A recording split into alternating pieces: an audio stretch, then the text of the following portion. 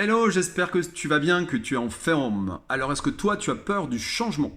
Alors, ne t'en fais pas, parce que tu as cela en commun avec la majorité des humains, parce que jusqu'à présent, on a toujours cru que changer signifiait échouer. Et ouais, parce que les gens avaient toujours plus ou moins décidé que faire toujours la même chose était un signe de sagesse, de stabilité.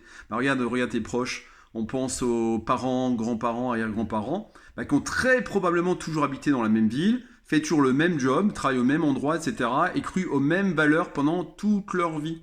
Il n'y avait pratiquement pas de place pour le changement. Hein, d'ailleurs, on pense aux grands-parents, arrière-grands-parents, pour qui les valeurs de bien et de mal étaient la même à 90 ans que lorsqu'ils avaient 30 ans. Donc on voit qu'il n'y a pas forcément eu d'évolution de ce côté-là. Ok. Et parce que l'évolution était alors beaucoup plus lente à cette période-là.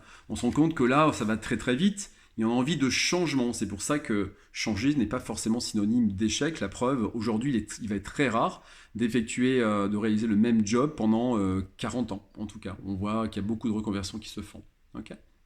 Après aussi, dans l'évolution, encore une fois, il y a plein de choses qui changent, même des schémas familiaux. Et c'est pour ça qu'on peut se poser la question, combien de personnes ont le sentiment de vivre un échec parce qu'elles passent à travers un divorce?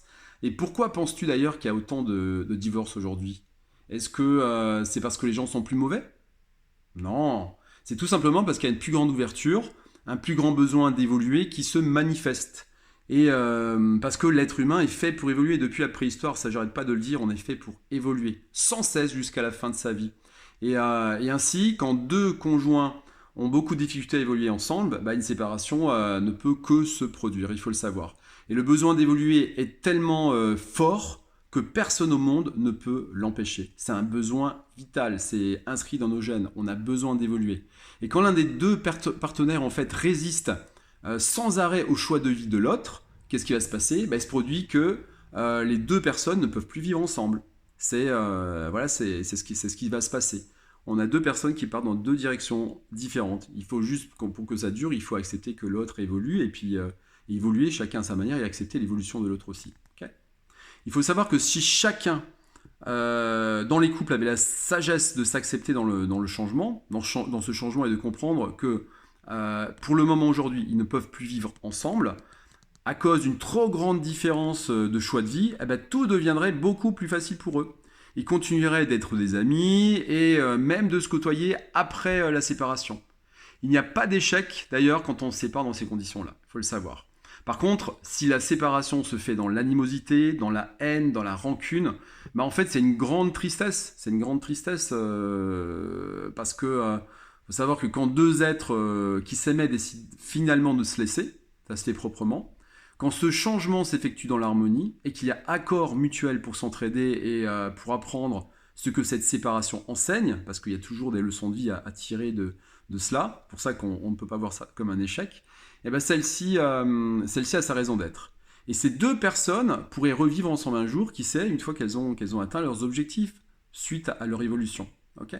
En tout cas, l'essentiel est que chacun d'entre nous aille vers une harmonie et respecter l'évolution de chaque être. Ça, c'est vraiment important. À partir du moment où tu as compris qu'on est fait pour évoluer et qu'on voit les choses, qu'on a une perception de la vie tout à fait différente, en fait, on a tout compris et on peut avancer, on va dire, de façon intelligente, raisonnable, raisonnée et surtout en paix. D'accord? Il faut savoir que tout ce qui nous entoure, en fait, on peut dire que c'est juste une immense illusion, et ça, c'est facile à démontrer. On va prendre l'exemple de 10 personnes qui participent à une réunion sociale dans une même pièce. Okay. On va demander à ces 10 personnes de décrire les lieux où elles se trouvaient, les gens qui les ont reçus et ce qui s'est passé au cours de la soirée. Il faut savoir qu'en fait, pas une seule des 10 personnes n'aura la même version des faits. Chacune aura vu la pièce, les gens et la soirée d'une façon différente. Pourquoi ? Parce que nous créons en fait constamment notre vie selon nos perceptions. C'est ça qui est important. Okay. Nous la créons simplement pour vivre des expériences, pour apprendre à nous connaître, pour découvrir ce que nous avons besoin de transformer, et cela se fait différemment selon ce que nous sommes. C'est pour ça que des fois, quand tu te regardes dans une glace, tu n'as pas la bonne perception, et tu ne te vois pas comme tu es. Comme tu es. Ça, il faut le savoir. D'accord ? Donc il faut savoir que voilà, on interprète beaucoup, on en a déjà parlé, on en reparlera de toute façon. En tout cas, voilà, pensez encore une fois qu'il n'y a pas d'échec, qu'il n'y a que des leçons de vie, et puis il s'agit de travailler en paix, d'avancer en paix avec soi-même et avec les autres. Si je suis en paix avec moi, je serai forcément en paix avec les autres. Si ce n'est pas le cas, ça ne se passera pas super bien. On va faire en sorte que ça se passe bien. Allez, je te souhaite une très belle journée et à très bientôt. Dis-moi ce que tu penses en commentaire de cette petite vidéo et ça me permettra un petit peu de progresser aussi de mon côté parce qu'il faut toujours chercher à évoluer. Salut, à bientôt, prends soin de toi.